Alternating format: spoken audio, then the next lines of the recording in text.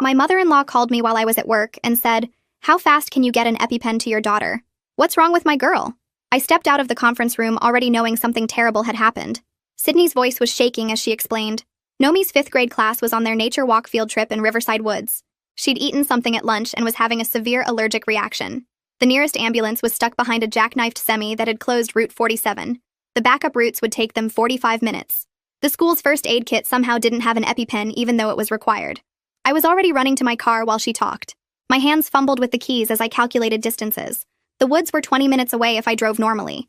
I could make it in 12 if I broke every traffic law. Nomi's emergency EpiPen was in my glove compartment where I always kept a spare. Sydney kept the phone on speaker so I could hear what was happening. In the background, Nomi was crying and scratching at her skin. The sound made my foot press harder on the gas. I'd never heard her in that much pain before. Not when she broke her arm on the monkey bars. Not when she needed stitches after falling off her bike. I blew through a red light, narrowly missing a pickup truck. Sydney was describing Nomi's symptoms to the 911 operator on another phone. Hives spreading across her entire body. Swelling in her face and hands. The itching so bad she was drawing blood with her fingernails. 10 minutes to the woods parking lot. That's what my GPS showed as I swerved around slower cars. But I knew the trail to the meadow where they held the nature walks. Another 15-minute hike through rough terrain.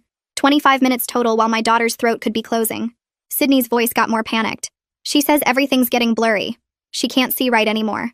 The mucus situation was getting worse too. Sydney tried to stay calm while describing how it was pouring from Nomi's nose faster than they could wipe it away. Like her body was trying to expel whatever poison she'd ingested through every possible route. The teacher was using up all their tissues and napkins. I took the exit for Riverside Woods at 60 miles per hour. The tires screamed as I barely made the turn. Behind me, I could hear sirens. Either someone had called in my reckless driving or they were heading to Nomi too. I prayed it was the second option. The parking lot appeared ahead. I skidded to a stop sideways across 2 spaces and jumped out with the EpiPen clutched in my sweaty hand. She's having trouble breathing now. It's getting worse. Sydney's voice through the phone sounded distant and tinny. I could hear Nomi wheezing in the background. The other kids were crying too, scared by watching their classmates struggle. The path split and I took the left fork toward the meadow. My shirt was soaked with sweat. A branch caught my face, leaving a stinging cut, but I didn't slow down. Each second Nomi couldn't breathe was potential brain damage. Through the trees, I finally saw them. A cluster of kids in bright field trip t-shirts surrounding something on the ground. I crashed through the underbrush yelling that I had the medicine. The circle parted, revealing Nomi. Her face was swollen beyond recognition. Eyes squeezed shut.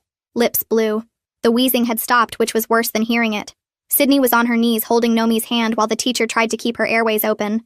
I dropped beside them and ripped the EpiPen from its case. Pulled off the safety cap. Jabbed it into Nomi's thigh through her jeans, holding for the full 10 seconds even though my hands were shaking. The click of the mechanism engaging was the most beautiful sound I'd ever heard. For a moment, nothing happened. Then Nomi gasped. A real breath. Then another. The blue faded from her lips as oxygen returned to her blood. Her eyes fluttered open, unfocused but aware. The swelling would take longer to go down, but she was breathing. But we needed to find out what caused this. The paramedics had found another route. They burst through the trees with a stretcher and proper medical equipment. Started an IV, gave additional medications. Checked her vitals, which were stabilizing. As they loaded Nomi onto the stretcher, the paramedics started asking questions about what Nomi had eaten, going through her lunchbox. That's when Sydney froze mid-sentence. She pulled something from the bottom of Nomi's backpack. A sandwich bag with homemade cookies, the kind another parent might send for sharing. But these had a note attached in childish handwriting. For Nomi, from your secret admirer. Sydney looked at me with wide eyes as she read the ingredients listed below. Everything Nomi was deathly allergic to. Peanuts, tree nuts, shellfish extract. Like someone had specifically crafted a poison designed just for her. The paramedics were almost to the parking lot with Nomi. They didn't know about the note. Someone had tried to kill my daughter. I grabbed the paramedic's arm before he could close the ambulance doors and shoved the cookie bag with the note into his hands. My words came out in a rush about someone deliberately poisoning my daughter with her exact allergens while he stared at the ingredients list. His face changed completely when he saw peanuts, tree nuts, and shellfish extract all listed together. He radioed ahead to the hospital about potential criminal intent, while the other paramedic adjusted Nomi's IV drip. The ambulance pulled away with lights flashing, and I ran back to my car to follow them. Sydney was already gathering the other kids to get statements about who was near the backpacks. The drive to the hospital felt like hours, even though it was only 12 minutes. I kept checking my rearview mirror to make sure the ambulance was still ahead of me. At every red light, I wanted to run through it like I had on the way to the woods. The emergency room entrance was chaos when we arrived.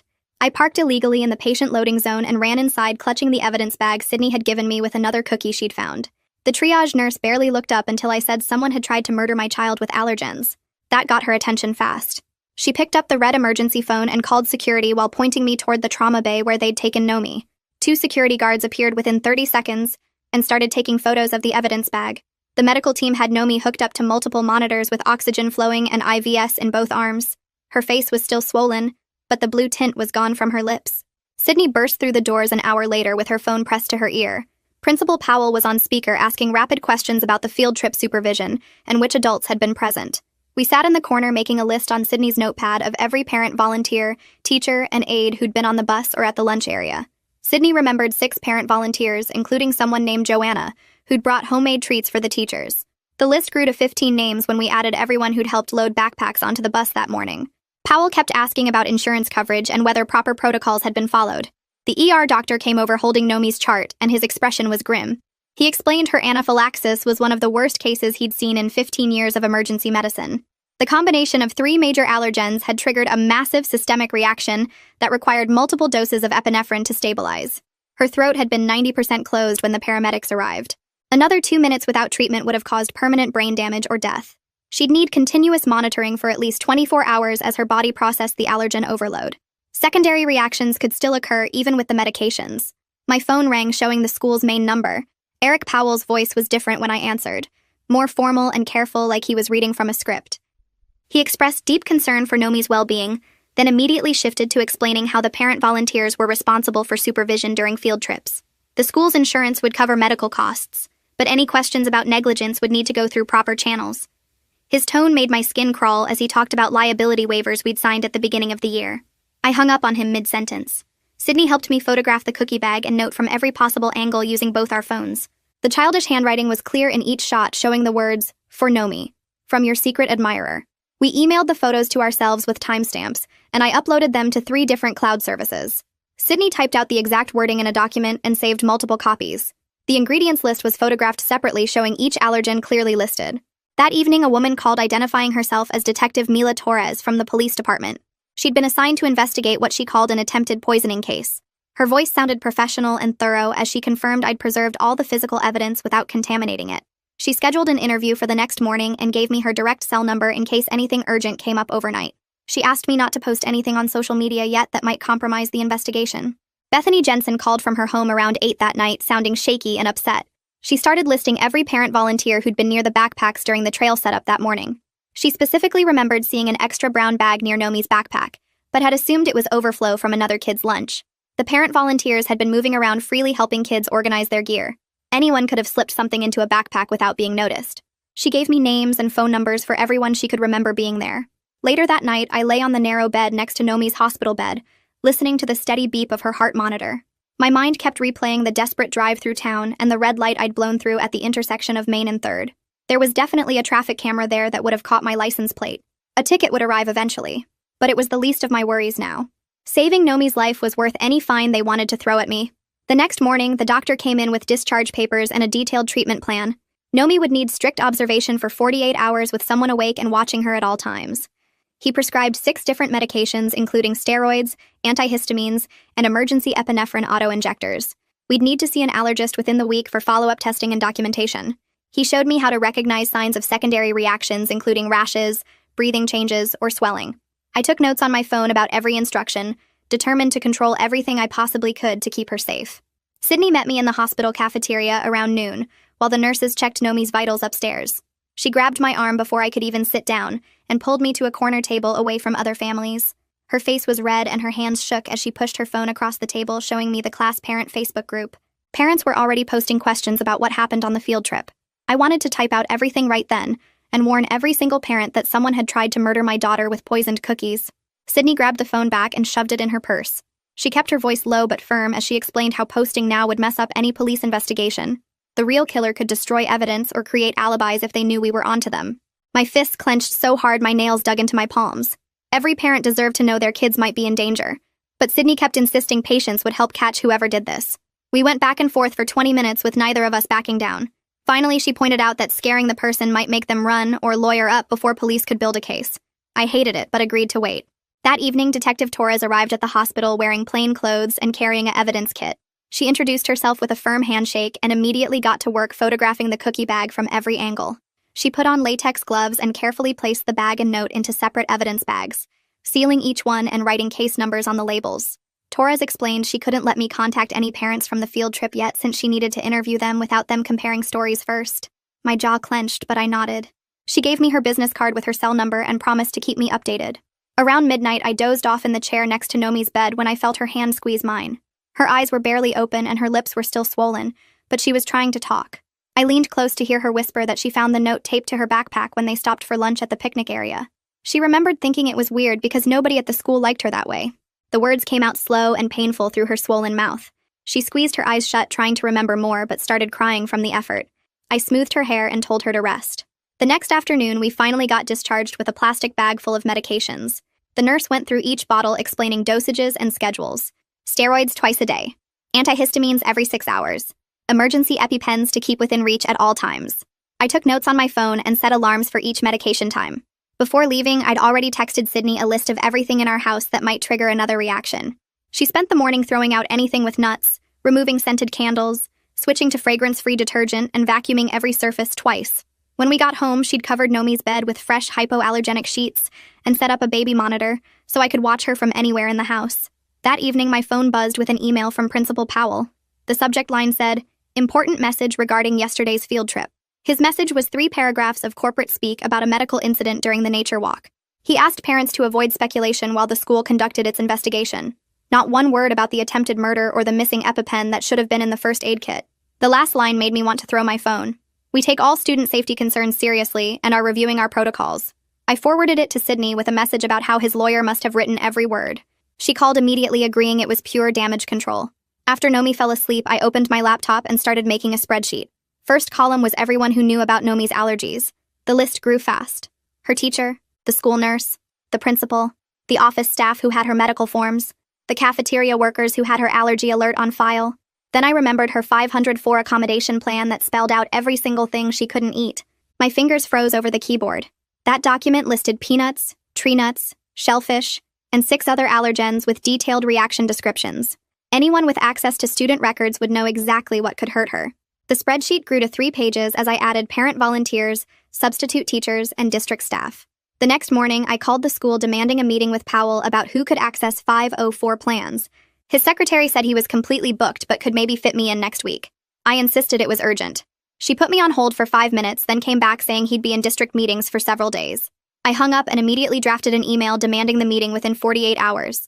Meanwhile, Detective Torres was busy interviewing Bethany at the police station. Bethany texted me updates between sessions. They went through every minute of the field trip from when parents arrived to help set up until the ambulance left.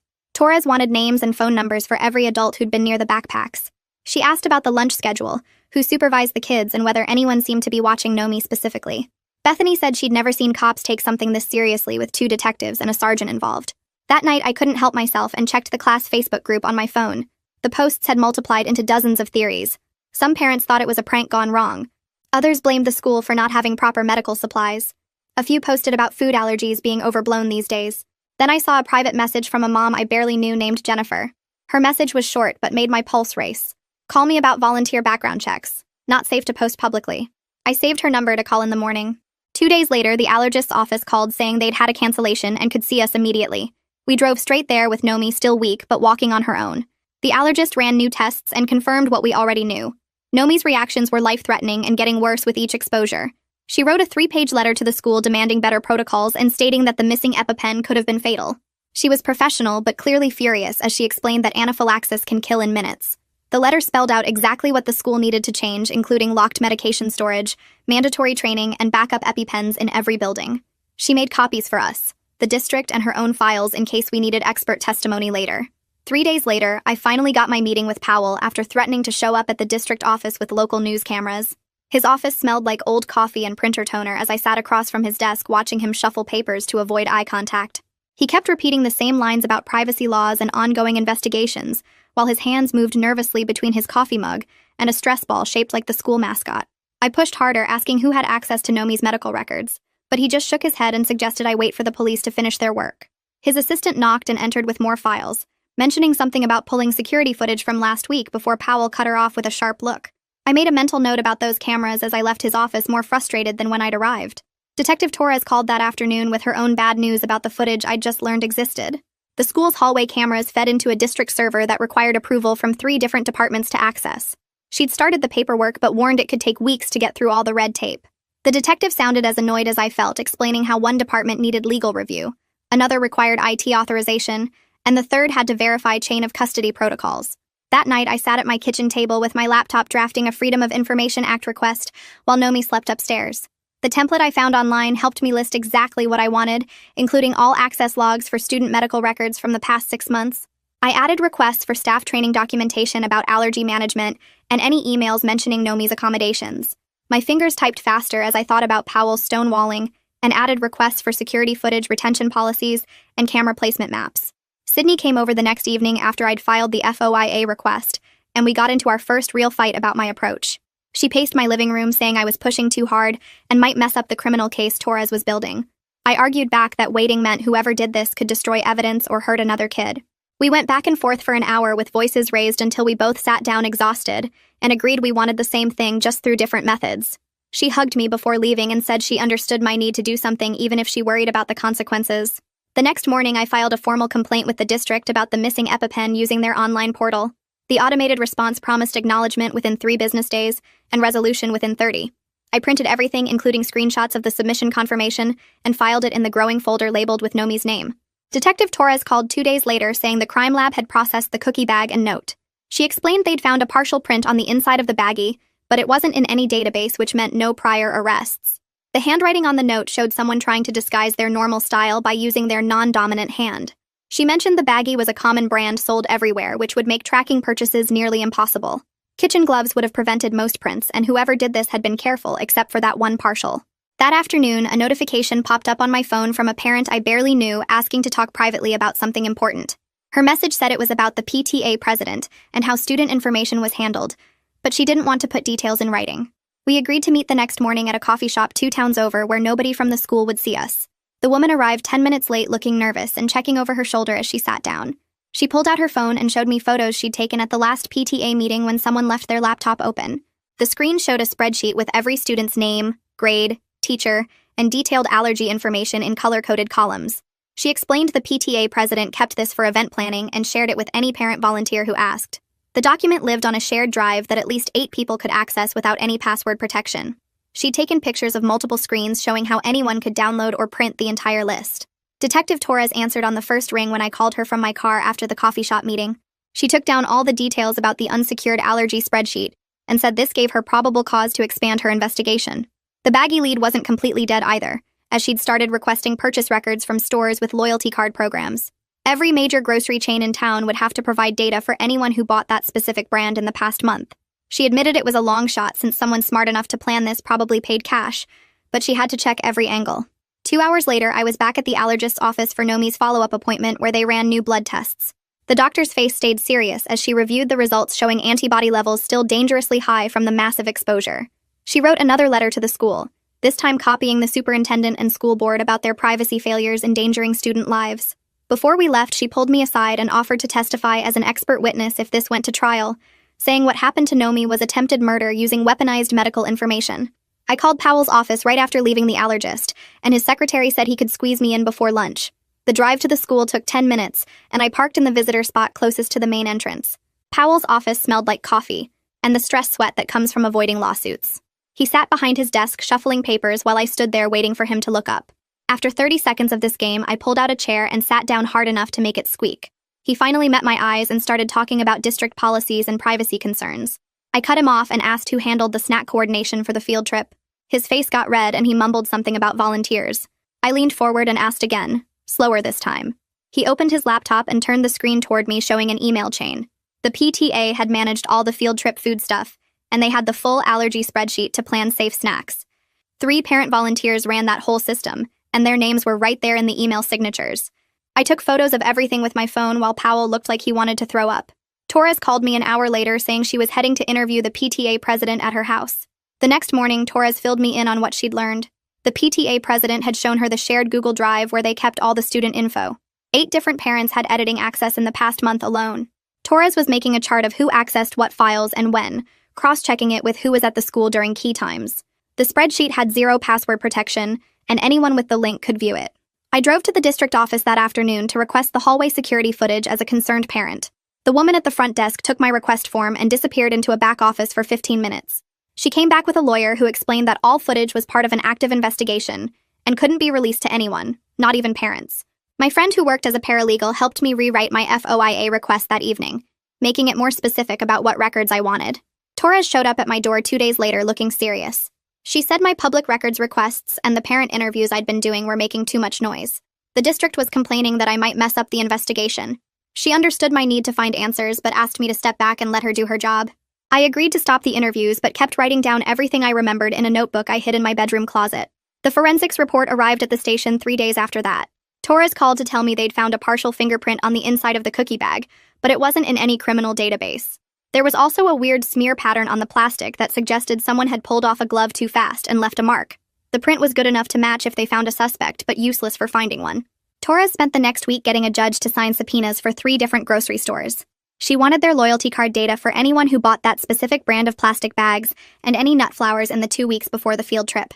The legal paperwork moved slow, and each store's lawyers fought the subpoenas claiming customer privacy. The judge sided with Torres, but it still took forever to get the actual data. Sydney and I went to the emergency school safety meeting the district called for the following Tuesday night. The auditorium was packed with angry parents on both sides of the allergy debate. One dad stood up and said kids needed to toughen up and stop expecting the world to bubble wrap everything for them. A mom whose son had allergies started yelling back about life and death situations.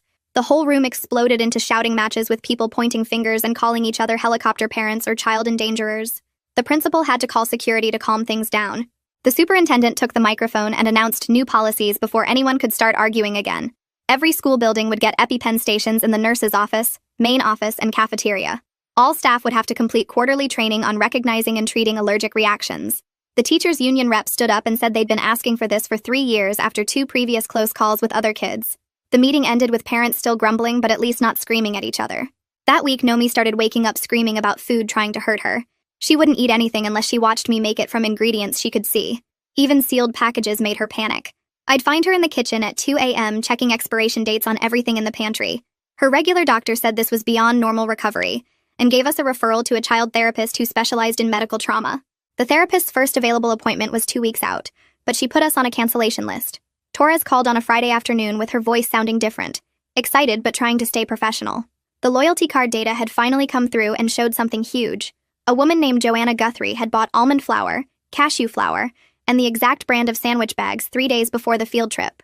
She owned a small bakery downtown and had been listed as a parent volunteer for field trips all year. Torres was heading to interview her within the hour. The name hit me hard when Torres said it. Joanna Guthrie. I knew that name. My hands started shaking as the memory came flooding back. Last year at the September PTA meeting, I'd stood up and asked why the school kept hiring Joanna's catering company when she refused to make any allergy-safe options. She'd lost the contract after my complaint. Cost her thousands of dollars in steady income from the school events. The pieces clicked together in my brain so fast it made me dizzy. Joanna had been standing right there in the meeting room when I explained Nomi's specific allergies to the board. She'd heard me list every single thing that could kill my daughter. Peanuts, tree nuts, shellfish, the exact ingredients in those cookies. I remembered her face getting redder as the PTA president agreed with my safety concerns. Her hands had been clenched into fists when they voted to find a new caterer. The way she'd looked at me when she stormed out of that meeting. Pure hate in her eyes. At the time, I thought she was just mad about losing business. Now I realized it was so much worse than that. She'd been planning this, waiting for her chance, using her volunteer access to get close enough to hurt my child. My legs gave out and I had to sit down on the kitchen floor. Sydney found me there 20 minutes later when she came to check on us. I showed her Torres's text about Joanna and watched her face go pale. She remembered that PTA meeting too. Remembered how Joanna had stood up and said those exact words that were burned into my memory now. These allergy parents are destroying small businesses with their demands. Kids need to toughen up instead of expecting the world to cater to them. She'd said it looking straight at me, making sure I heard every word, making it personal. Torres called back 2 hours later with an update. She'd just finished interviewing Joanna at her bakery downtown. The woman denied everything and claimed she was targeted for standing up to helicopter parents. Said the whole thing was a witch hunt because she dared to question whether every kid really had allergies, or if parents just wanted attention. Even with police questioning her about attempted murder, she couldn't hide her contempt. Torres said Joanna kept insisting allergies were fake and parents like me were ruining America. The detective's voice sounded tired as she explained they needed more evidence for an arrest. The loyalty card data showed purchases, but that wasn't enough. Lots of people bought those ingredients. They needed something linking her directly to the cookies in Nomi's backpack. That's when Torres mentioned she was getting a search warrant for Joanna's commercial kitchen. The judge signed it that afternoon based on the purchase records and Joanna's documented history with our family. Torres took a forensics team to the bakery the next morning while Joanna screamed about harassment and called her lawyer. They found nut residue all over the equipment even though Joanna claimed her kitchen was nut-free. The ingredient list on her prep counter matched the cookies exactly. Same brands of almond flour and cashew flour she'd bought 3 days before the field trip. Joanna kept saying she made lots of products for lots of customers, claimed the residue was from months ago, said anyone could have those ingredients. But Torres wasn't buying it. She bagged everything as evidence and sent it to the state lab for testing. The detective also took the note from the cookie bag to a handwriting analyst.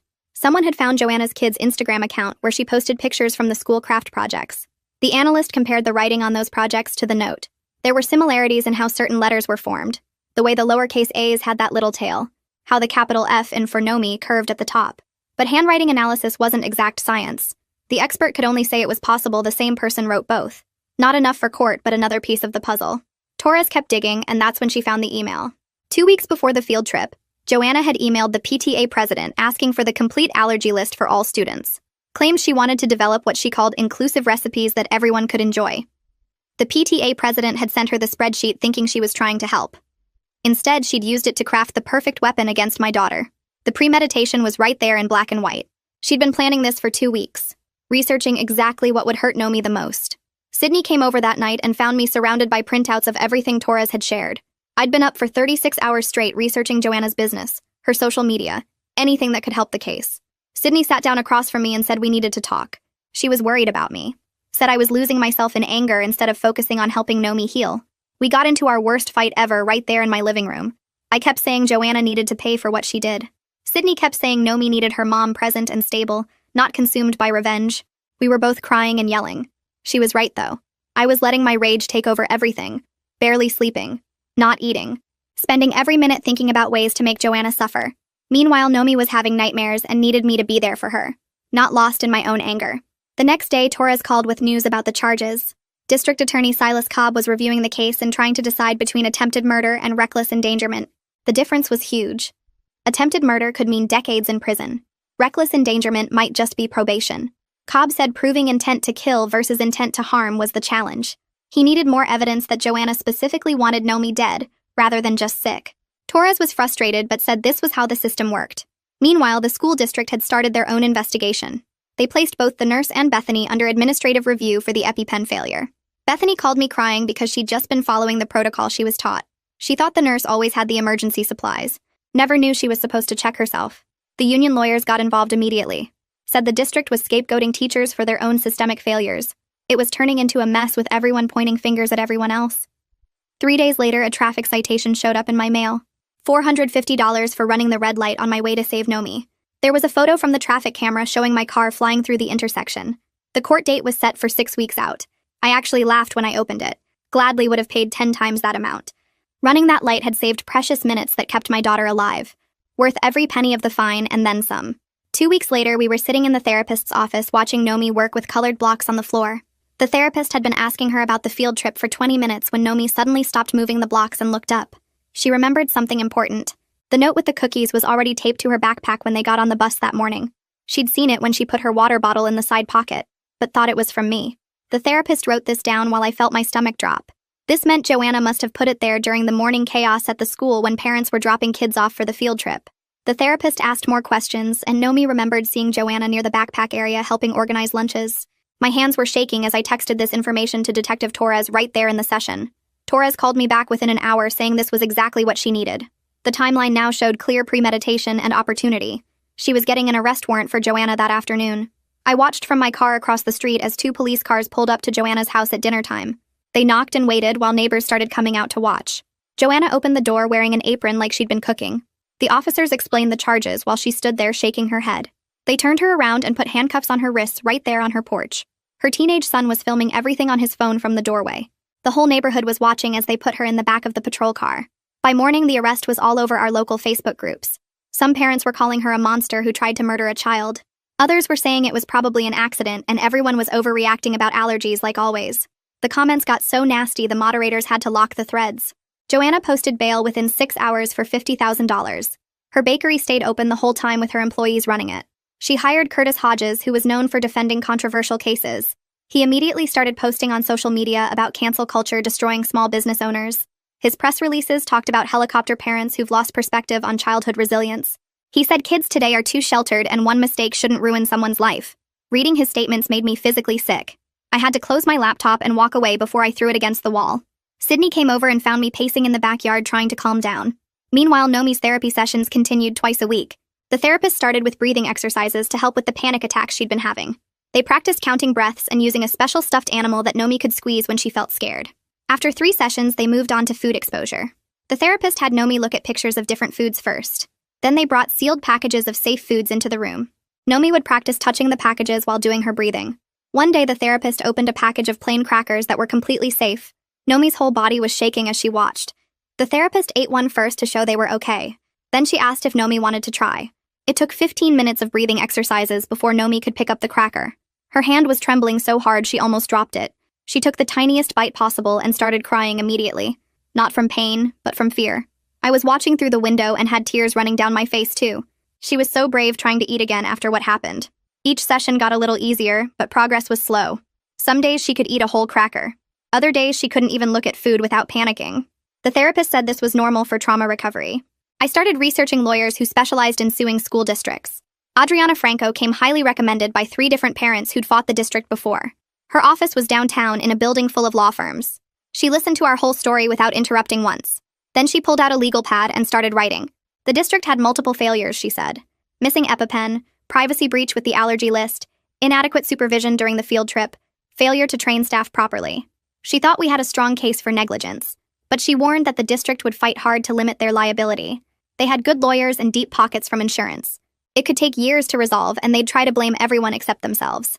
She recommended starting with a demand letter outlining our claims and seeing if they'd settle. Detective Torres called the next week with frustrating news. The prosecutor was reviewing the case and leaning toward offering Joanna a plea deal. Attempted murder charges were nearly impossible to prove because they'd have to show she specifically intended to kill Nomi, not just harm her. The evidence showed premeditation, but not necessarily intent to kill. Reckless endangerment was easier to prove, and Joanna would probably take that deal. It might mean just probation instead of prison time. I was so angry I couldn't speak for a minute. Torres said she understood, but this was how the system worked. Prosecutors wanted guaranteed convictions, not risky trials. That weekend, Sydney came over to help me create safety plans for Nomi. We bought EpiPens in bulk and put them everywhere. 2 in the kitchen, 1 in each bedroom, 3 in my car, 2 in Sydney's car, 1 in my purse, 1 in Nomi's new backpack. We gave them to trusted neighbors and Nomi's best friend's parents. We practiced using trainer pens until Nomi could do it with her eyes closed. We made emergency cards with all her allergies and medications to give to any adult watching her. We rehearsed what to say if someone offered her food. We practiced calling 911 and explaining her condition. By Sunday night, Nomi could recite the entire protocol without hesitation. She knew exactly what to do if she felt symptoms starting. It helped her feel more in control. The pretrial conference happened 3 weeks later at the courthouse. I wasn't allowed in the room, but my victim advocate kept me updated by text. District Attorney Cobb was offering Joanna a plea to misdemeanor reckless endangerment. 2 years probation, no jail time, some community service. The advocate said Joanna's lawyer was pushing for even less. They went back and forth for 2 hours. Finally, they agreed on terms, but said my victim impact statement would influence the final sentence. I had 1 week to write it. I spent every night that week working on my statement. The first draft was 10 pages of pure rage about what Joanna did. Franco read it and said I needed to focus more on facts and impact, less on emotion. The second draft was better, but still too long. She helped me cut it down to 2 pages that hit all the key points. Nomi's ongoing trauma and therapy needs, the financial burden of medical bills and security measures, the broader danger Joanna posed to any child with allergies if she didn't face consequences, how her actions showed deliberate cruelty, not just negligence. The final draft was powerful, but controlled. The sentencing hearing was set for the following Monday. I barely slept the night before. Sydney stayed over to help with Nomi so I could focus. I practiced reading my statement out loud until I could do it without crying. Monday morning, we arrived at the courthouse early. The courtroom was smaller than I expected. Joanna was already there with Curtis Hodges. She was wearing a conservative suit and looked smaller than I remembered. She didn't make eye contact with anyone. The judge entered and everyone stood. He reviewed the plea agreement first. Then he asked if I wanted to read my statement. I stood at the podium with shaking hands and read every word. I talked about Nomi's blue lips and the terror of not knowing if she'd survive. I described the nightmares and panic attacks and fear of eating. I explained how one person's deliberate cruelty had stolen my daughter's sense of safety. Joanna stared at the table the whole time. When I finished, The judge thanked me and asked Joanna if she wanted to speak. She stood and said she was sorry things got out of hand, but maintained she never meant for anyone to get hurt. The judge's face stayed neutral as he delivered his decision. He accepted the plea deal but added his own conditions. A restraining order keeping Joanna 500 feet away from Nomi at all times. 200 hours of community service specifically at allergy awareness organizations. A $10,000 donation to the Food Allergy Research Foundation. And mandatory completion of a food safety certification course. If she violated any terms, she'd serve 6 months in county jail. Joanna's lawyer started to object, but she grabbed his arm to stop him. The judge's additions would stand. 2 weeks after the hearing, the district sent out a mass email about their new safety rules. They were putting fingerprint scanners on all the doors where medical records were kept.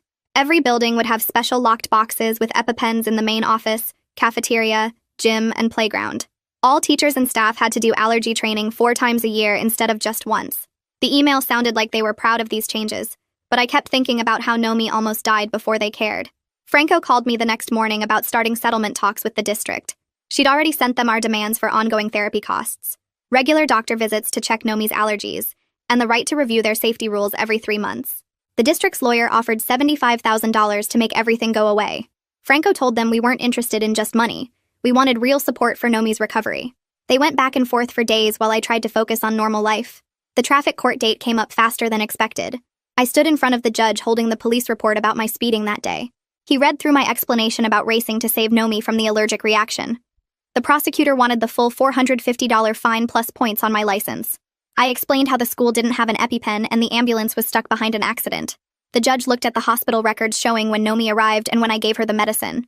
He knocked the fine down to $300 and made me take an online driving safety class but no points on my license.